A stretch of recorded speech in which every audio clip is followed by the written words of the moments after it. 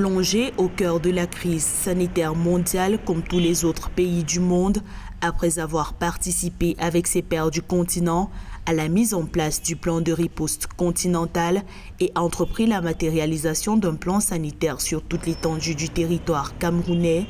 le président Paul Biya a entrepris de se concerter avec tous les partenaires internationaux du Cameroun, parmi lesquels la France, dont l'ambassadeur a été reçu ce jeudi 16 avril par le président Paul Biya. Le moratoire sur la dette, sur le remboursement de la dette pour le Cameroun qui a été obtenu au cours du G20, et le président Macron a été un élément moteur de cette décision, s'est traduit ou va se traduire par un allègement de 230 milliards de francs CFA pour l'économie camerounaise, dont 60 milliards pour la France. Donc c'est un énorme effort et la France est un des éléments moteurs en faveur de cet allègement. Ensuite, je lui ai rappelé également tous les efforts que font la France pour la fourniture de matériel médical, la prise en charge des malades, l'achat de réactifs. Des lots vont arriver.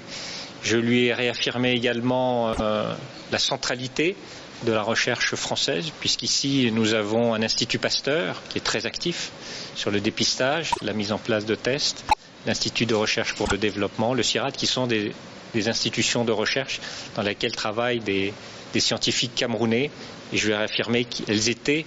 au service du Cameroun pour lutter contre la pandémie. Une nouvelle façon d'aborder la coopération qui vient conforter le président camerounais Paul Biya dans son plaidoyer lors de ses vœux 2020 pour l'établissement d'une nouvelle mondialisation qui saura mettre l'homme au centre de toutes les préoccupations. La crise sanitaire mondiale offre une mise en pratique immédiate de cette vision à travers la relation avec les partenaires internationaux. Je lui ai également exprimé et rappelé tous les efforts de la France en faveur du Cameroun, qui traverse, comme beaucoup d'autres pays, une épreuve dure avec l'épidémie de Covid-19. Je lui ai donc rappelé les efforts qui ont été mentionnés par le président de la République, Emmanuel Macron. D'abord d'un point de vue budgétaire, financier.